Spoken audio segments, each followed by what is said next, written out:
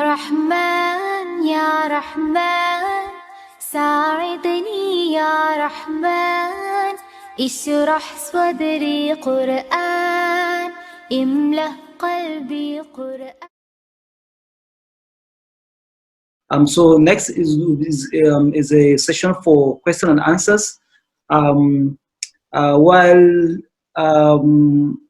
Dr. Nasir, could you kindly cross-check if they're ready while they're getting posted to me, and also looking at the chat.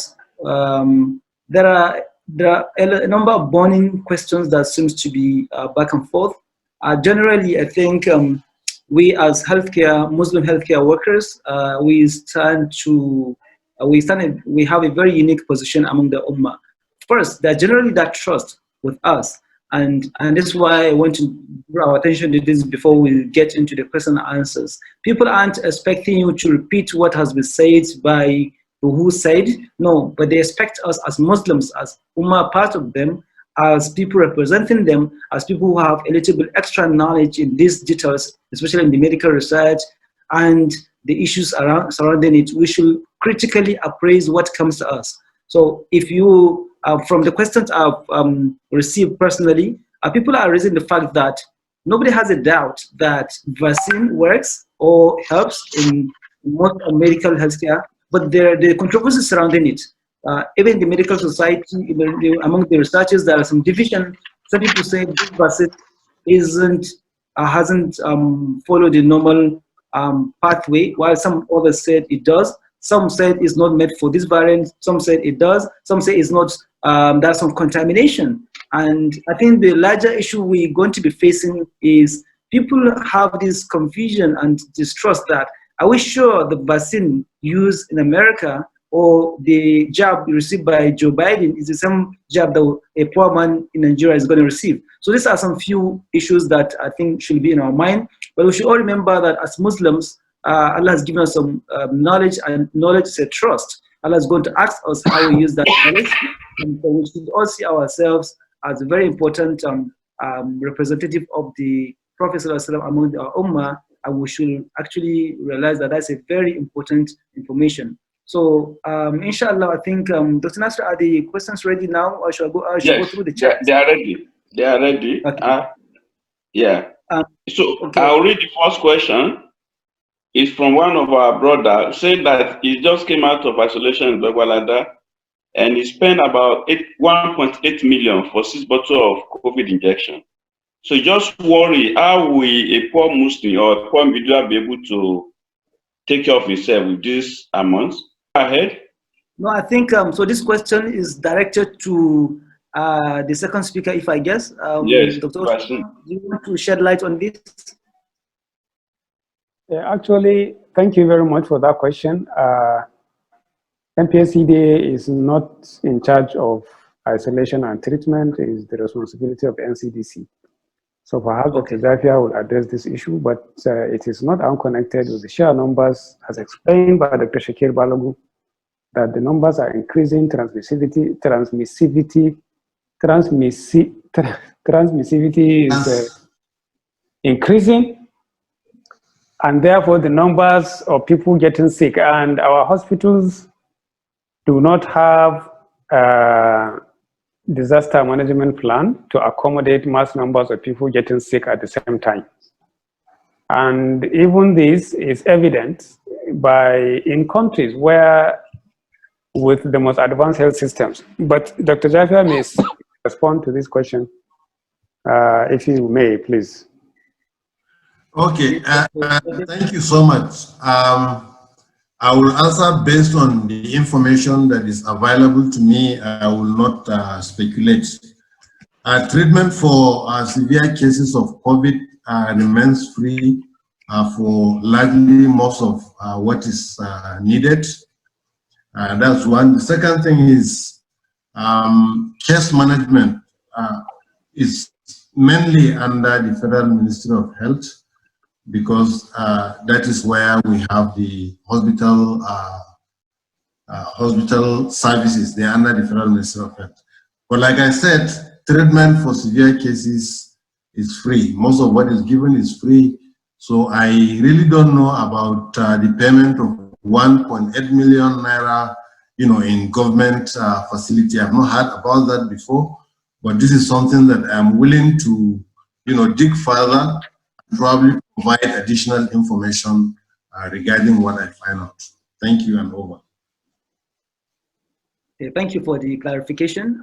Maybe before we go to the next question, there's a lot of requests from the participants that if they could have the slides, because most of them have some internet challenges and audio was skipping. So yes, I've made some replies, but just to clarify, inshallah, as soon as the slides are available to us from the speakers, inshallah, a lot of people have dropped their names and email. Inshallah, we should get them across to you, inshallah. Now the next question, Nasir. Now, the next question is, if the rapid diagnosis test kit, is it based on antibody detection? And if that is so, for the inaccurate, would they be able to do PCR to confirm those positive rapid tests? Okay. I guess this is also for me. Can I go ahead and answer? Yes, please go ahead. Yes. The RDTs are antigen-based, antigen RDTs. And they are going to work in complementary to what the PCR does. Mainly, the RDTs will be used in closed settings and in settings where we have, control like the health facilities. But if somebody is tested and is positive with the RDT, they will just go ahead and continue to treat him based on the fact that he's positive. In NYSC camps, that is what is being done. If you are positive, we have started including RDTs really as part of our testing figures, because these RDTs are RDTs that have been validated by WHO and are allowed to be used as such. Okay, thank you. Our next question, Dr. Nasir. Yeah, what can we say about the affordability and accessibility of the vaccine by common man? Yeah, I think that should go to. Okay, yeah, thank you, Dr. Sani, for that question. It is a fundamental question that has come up in various fora that we have been engaging. The vaccine is absolutely free, even though there is a large uproar about the amount of money that is actually required to procure additional vaccines in order to vaccinate at-risk population groups. But nobody is going to be allowed to charge a single penny for this vaccine. Once you need it, you'll be given free, including government and private health workers working in both government and private facilities.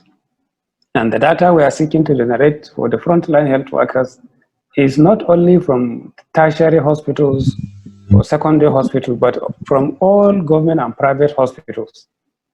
It's just a small link. You click and you self-register your details, your age, your ID, where are you working in treatment or isolation centers, where are we targeting health workers working in treatment and isolation centers in both accredited government and private facilities.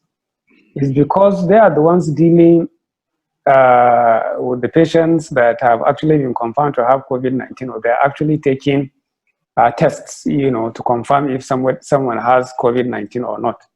And we are also considering other non-health workers who are working in the crossing points, including armed services, including airport workers who are working in our airports, where large volume of passengers are actually disembarking, bringing with them the risk of transmission of COVID-19 from endemic regions of the world. And we are very mindful of this fact, and they are also going to be included in the risk group. But in view of this limited quantity that will actually come, 100,000 doses, we will prioritize to ensure that those at-risk health workers are actually the ones to be vaccinated in the first instance. But subsequently, I guarantee that every risk group will actually get his vaccine in a very targeted, planned, and organized, systematic fashion. There will be no rancor. It's not the usual mass vaccination campaign that we are doing, that we will just deploy based on estimates. We are going to deploy based on those who have registered, their names, ages, and whether past medical, pre-existing medical conditions, and so on. So this is what I can say for now, but maybe some questions will arise. Over for now. Thank you. Okay, thank you very much for the clarification. So if I got it clear, so all the healthcare personnel that so they need to register ahead of time before they get to be identified for vaccination. Absolutely, Dr. Sani. Like I said, we are going to share a link. Okay. People will self-register. You just click that link. It will ask you your name, where you are working, which isolation center, which hospital, government or public, which is it a secondary or tertiary or primary healthcare center, which state, which LGA. A unique ID is going to be generated that we call pre-vaccination ID. So once you note that pre-vaccination ID, at the point of vaccination, they will click and your pre-vaccination ID and your details will come up and you will get the shot. And your number is there. You go and then we are going to observe for pharmacovigilance. In case there is any adverse event, there is a number you call and people will reach you to deliver service in case you need one. And then also we need to know about your pre-existing allergic situations that you have, or are you allergic? Do you have asthma? Do you have any skin allergies or so on? Were you vaccinated initially with any vaccine? Did you develop any side effect of any vaccine? So those are the questions, so that the system will actually kind of flag you for us to conduct active EEFI surveillance in terms of sending texts. Are you feeling fever? Are you doing anything, any dizziness or whatever it is, so that we can deploy help before it becomes very serious. So this is what we are planning in the agency together with our partners and our sister agency in the Federal Ministry of Health. Thank you. Thank you very much. Perfect. Before we go ahead, I can see a number of hands up. So I would just want to employ indulgence. Let's just be through with the typed send questions. Once we are done with that, then we can allow some audio questions or live questions from people that have raised their hands. And in fact, I will be glad we can have some few COVID survivors to say some few words. But before that, there's a direct question here from Dawood Usman, who said, has the B117 SARS-CoV-2 variant been detected in Nigeria? Perhaps this goes to NCDC. Dr. Abubakar Jafia. Sorry, I missed out. I don't know what the next question is, but I've taken note of some questions and I'm going to talk about them. There's a question that somebody asked whether B117 variant has been detected in Nigeria. Yes. I want to say here is that yes, a new variant has been identified from samples that were collected in August, and October. But again, these new variants are not what is driving the increase in cases in Nigeria. The cases that we're having are still from the old variants that we have. What we see is that there are people have let their guards down, sometimes, around, from October, November, and so on and so forth. So people let their guard down. People are not adhering to the non-pharmaceutical interventions.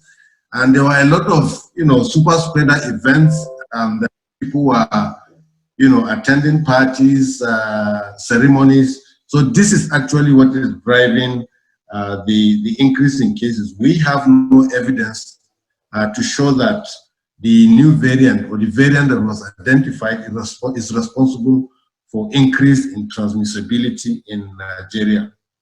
The other question I've seen on the chat box is which software is NCDC using for the maps and the EPICOPS? For the maps, we're using QGIS. For the EPICOPS, it's the normal Excel. We have a dashboard that we usually input data and our charts come up automatically.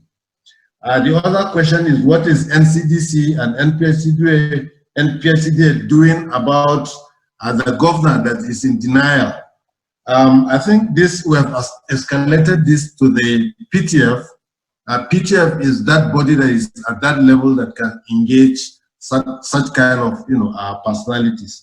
So these are the questions that I have seen on the chat box, and I will continue to answer them as they come. Also to mention that the slides, like I promised, will be shared. Just that I want to update the testing figures for today before we share the slides with everyone. Thank you. Thank you so much, Dr. Abubakar Jafia. Dr. Nasser, have we missed any question before we can allow? There are some questions here. Yeah, some of the questions to the Nigeria Primary Health Development Agency which I think Dr. Jafia has answered some questions that I think Dr. Osman, the immigration officer and the people at the port of entry, they are pleading that they need to include them because they are also at risk. I remember he mentioned something about that. Yeah. Aside from that, when are we going to get to the herd immunity? Since that's one of the targets, is it likely we'll get to herd immunity very soon? And given the problem of interruption like power supply in Nigeria, how are we going to sustain the cold chain with the vaccine? And the other question is that what is the government doing about governors who are still in denial of the issue of COVID? I think we'll stop that until we answer those. We'll address that. Okay, so Dr. Nasir and Dr. Sani, thank you. If I may answer some, and then my colleague and brother, Dr. Jafia, will help. Now, regarding the cold chain, everywhere we are deploying the ultra cold chain equipment, it requires 24/7 power supply, and we ensure that we guarantee that for the mRNA vaccines. Right now where I'm sitting is the National Polio Emergency Operations Center, which we are leveraging to roll out this. We have power 24/7 in terms of internet, in terms of connectivity. There is never a time when we have a power outage here. So, and this is the kind of mindset we are deploying to ensure rollout of these COVID vaccines. There are other vaccine candidates like the AstraZeneca, the Sputnik, the Sinovac. Once they become available, we already have the existing cold chain equipment that we are used to handling, like -20 degrees centigrade at the strategic level. Then at the service point, you can actually store this vaccine for 5 days at +2 to 8 degrees. So once we show about the session plan in a facility, we deploy the numbers that we know that they have already pre-registered. We deploy these vaccines, and we ensure that the numbers are available before even deploying the vaccine. So the issue of wastage is minimized. The issue of power outages are also are not there. As at the strategic level, we have one strategic cold store in each geopolitical zone as I'm talking to you, and we have power, uninterrupted power supply 24/7 for the maintenance of our cold chain.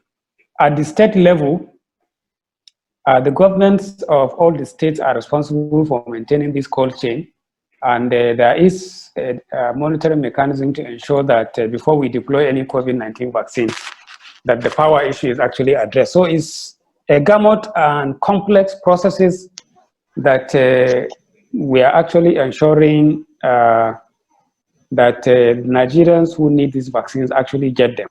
The issue of immigration officials, they are actually in the first priority groups. But like I said, the 100,000 doses that will come will vaccinate only 50,000 individuals for the first and second dose, spread 3 weeks apart. And therefore, it is only people like Dr. Jafia who are working in the treatment and isolation centers. Like myself, I will not be prioritized in that group because I'm not working in the treatment and isolation center. Perhaps I will come in the second group, those people who are actually working with large numbers of people trying to engage individuals to allay the fears for the population around the vaccine and so on. So there is a stepwise prioritization on how we are going to roll out these vaccines. And I'm sure by the time we are done, we are going to reach out to you with the detailed rollout plan and then what we require EMAN to actually support in trying to roll out these vaccines. It is, somebody mentioned the issue of polio, Malam Abubakar Sani in his submission mentioned the issue of polio controversy. It's unfortunate that that controversy was actually started by individuals who do not have knowledge about how the vaccines work. Those of us who are 50 and above, I can share a personal story. I was in primary 1 or 2 at that time, 1972 or 73, when we were lined up to be vaccinated with the jet injector against smallpox. And Nigeria was second to the last country to eradicate smallpox. And these are the same issue that is dragging the country backward in terms of controversy. That is before Somalia, right? Somalia was the last country, the last case of smallpox was actually reported in Somalia. And now we are the last country to eradicate polio in Africa. And the main reasons is because of these controversies. We are striving to convince people, but there are people who are actually bringing in these controversies to slow down the process of ensuring that we protect Nigerians. Thank you for now and over. Yes, thank you very much, Dr. Usman. In considering time, and we're also aware that Maghrib might be fast approaching some part of the country, I can see 3 hands up, so we might limit the live questions to 2 people, Muhammad Muhajir bin Muhammad and Mustafa Imam. Then we'll allow Dr. Muhammad Shakir Balagun perhaps to wrap up. Perhaps it might be something related to what they are going to ask. So, Justin, go ahead. Assalamu alaikum. Wa alaikum salam. We can hear you. Go ahead. Say your question. Okay. Thank you, Doctor, for the opportunity. First of all, I have to appreciate our respected, experts that they've really given us a really good awareness, and the rich paper were delivered. Jazakumullahu khairan. I just want to feel some of our doubts should be clear. We as the laymen, because of a lot of insinuation from individual and groups. There are some also presentation from expert doctors, even from abroad, and there are video clips advising that the COVID vaccine, proposed COVID vaccine, contains some, nanochips that is dangerous to human health. So I think we need to be really clear about all these doubts so that we can be at home, like what happened in the case of our polio. So I don't know whether our set of doctors has participated in some researches and come up to clear these doubts that we can say on the Assalamu alaikum. Wa alaikum salam. Thank you, Muhammad Muhajir. Next is Mustafa Imam. Can you admit and say your question? Assalamu alaikum. I hope you had my question, please. Yes, it was noted, Muhammad Muhajir. It was noted. Thank you. Sure. Assalamu alaikum. Thank you for the very beautiful presentations, and thank you, Dr. Sani. It's actually nice seeing you after a very long time. So my name is Mustafa Imam. I'm from Usman Danfodio University in Sokoto. Now, I have 2 quick comments to make. The first is regarding the comment by Dr. Shakir regarding the first and second wave of COVID-19.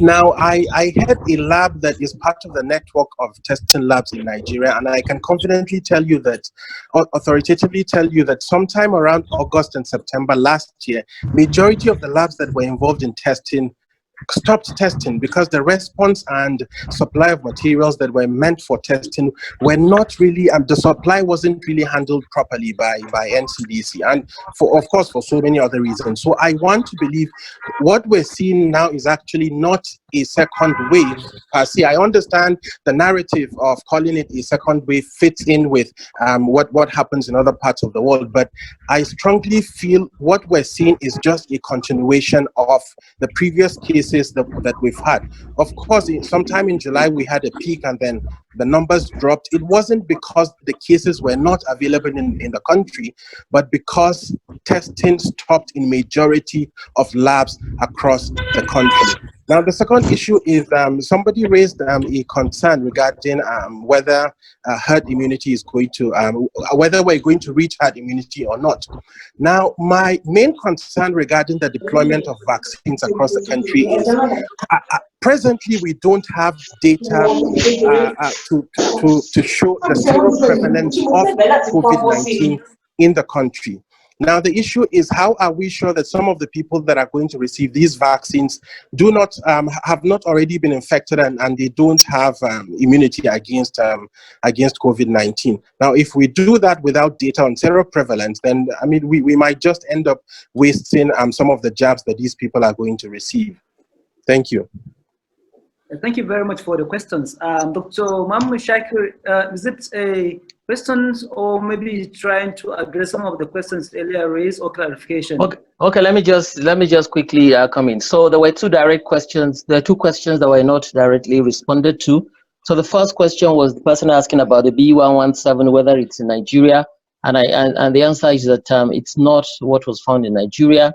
There have been several lineages, recovered from samples that have been sequenced over a couple of months, but not B117. In fact, they're not closely related at all to B117.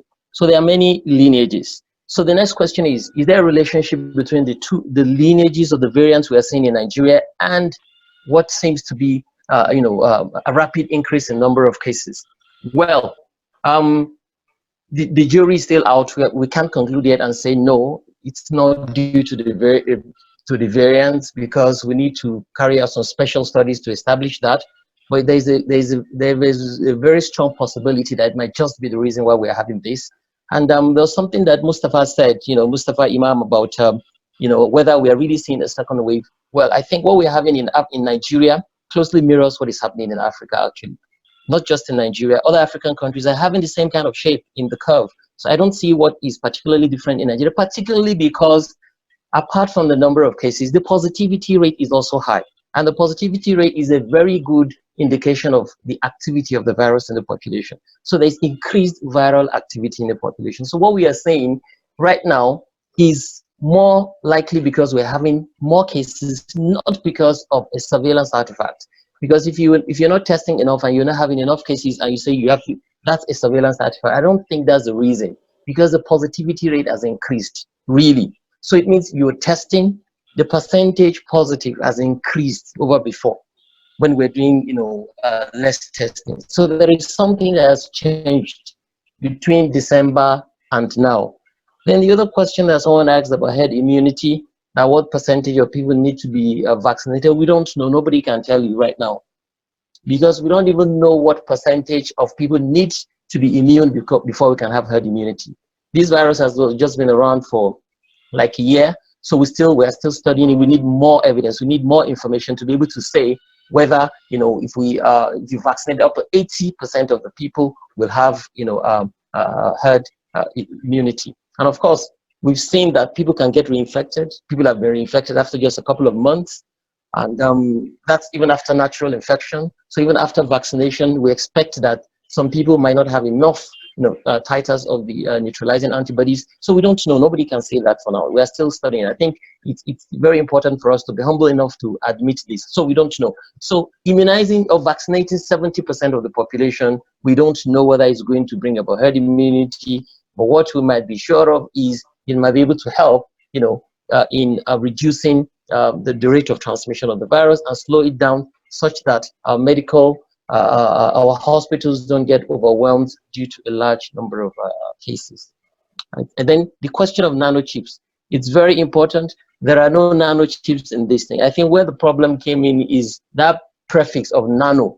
So the mRNA vaccines were made in such a way that they needed a nano bubble, a small bubble of lipids to deliver them through the body systems to the cells, the antigen presenting cells and the other cells in the body.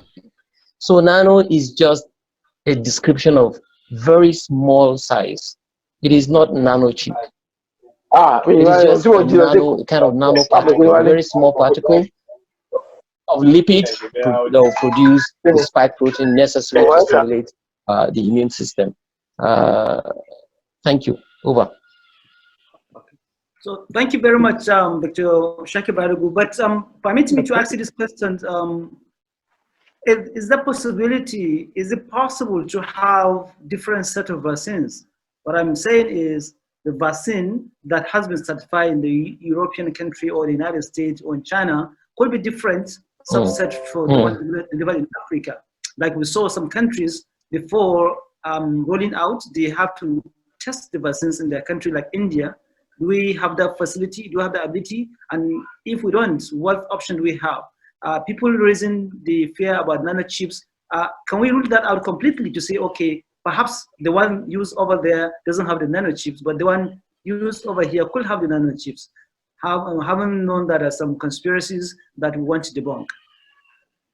Yeah, so whatever is coming into Nigeria has to be approved by NAFDAC and also the WHO. So we're not just going to take those vaccines simply because they're coming from Pfizer or they're coming from Moderna or AstraZeneca. So the regulatory authorities in Nigeria also have a role to play to ensure that these things are licensed for use in Nigeria. So the license in America or India or UK is not enough. We need to have it to have the vaccines licensed in Nigeria. So the WHO and NAFDAC have a role to play in that, and they're going to do that.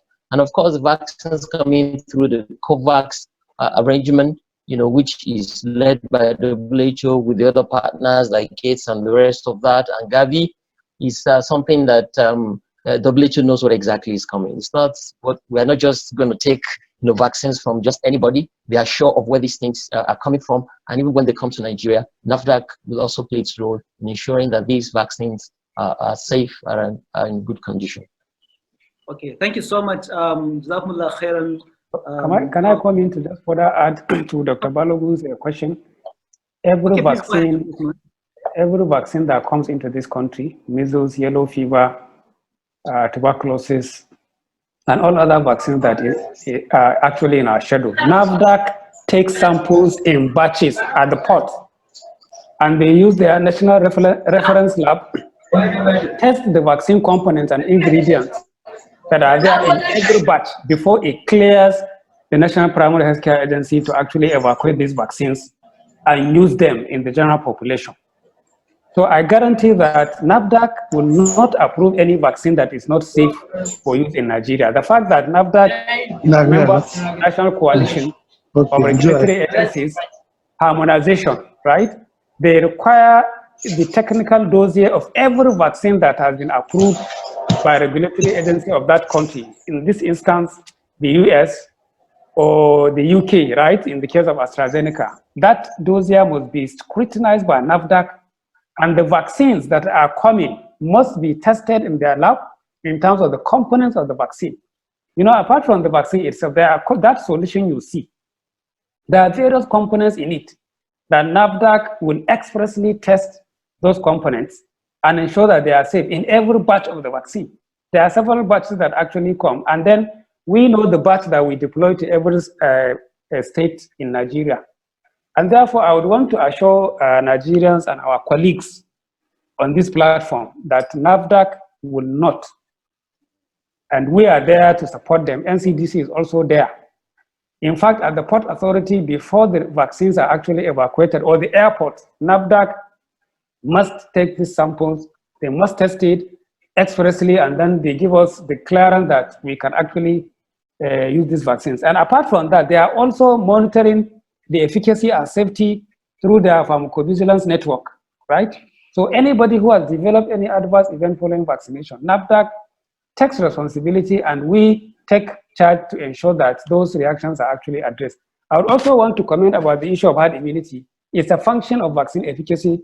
Dr. Balogun has alluded to that fact. For instance, measles vaccine is 85%, it has 85% vaccine efficacy, meaning that if you vaccinate 100 children, 15% may not likely seroconvert, right? So the more numbers you vaccinate, the better the herd immunity. That was what informed our introduction of measles as second dose at the age of 15 months. After 9 months, at 15 months, you also present your child for the second dose of measles. It's all a function of vaccine efficacy. So if Pfizer is 95% efficacy and we vaccinate large numbers of individuals, we hope to achieve the requisite herd immunity to address the transmission of COVID-19. So it is a function of what kind of resources are we placing on the table to purchase these vaccines, and then how many people are willing to submit themselves for vaccination. Of course, every vaccine has its own side effect.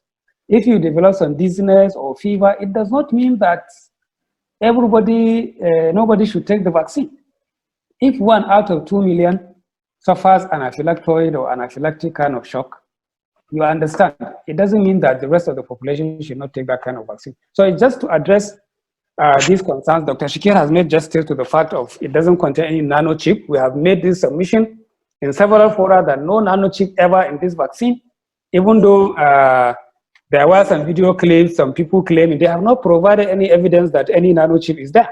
And in fact, scientifically, it's not possible for a nanochip. A nanochip, it has to have the capacity to actually enter your capillaries, the smaller capillaries and so on, for it to be able to enter into your system. And I guarantee you that Dr. Shakir Balogun is right. There is no nanochip in this. The mRNA, I don't know how to describe how small it is. In fact, these are invisible kind of thing. If you recall the structure of the cell outside of the nucleus, it's within the cytoplasm. So imagine a nucleus that has the genetic material, the double-strand DNA, and then you are talking about RNA, which is outside, working somewhere in the cytoplasm, right? And so you can imagine what kind of size is it. It's something that maybe if you divide the atom into how many parts, perhaps that explains what the structure of nano is. I can't remember exactly how to describe the structure. I'm sure very many of us through molecular biology, we've gone through all of that. And we know that there is nothing like a nanochip in this vaccine. So thank you, Dr. Sani, and over for now. All right, Dr. Osman and other speakers, our discussion. Thank you so much. It was really very impressive and interesting discussion. يا رحمن ساعدني يا رحمن اشرح صدري قرآن املأ قلبي قرآن